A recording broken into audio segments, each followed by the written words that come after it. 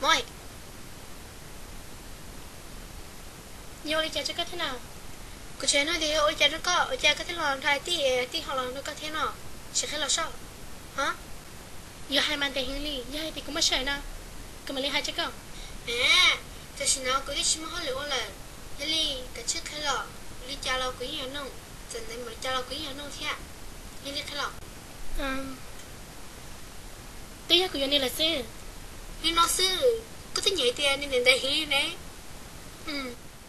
Hả? Cái gì tiền là ôi, cái nào chỉ sai luôn chân trọng. Thế có bao giờ sợ? Ôi cha cái gì chỉ cái chiếc khai của Lily nó. Tí chỉ bảo mất chỉ cái này này.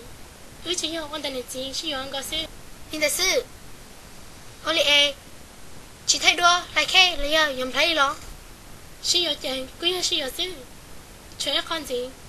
Cứ chia hiểu này vì hai tí của luôn này. Khó của Yoni nó. Chuyện cứ sát cờ. Nên do sẽ kể phải xin à. Giờ tôi sẽ kể phải nó lo.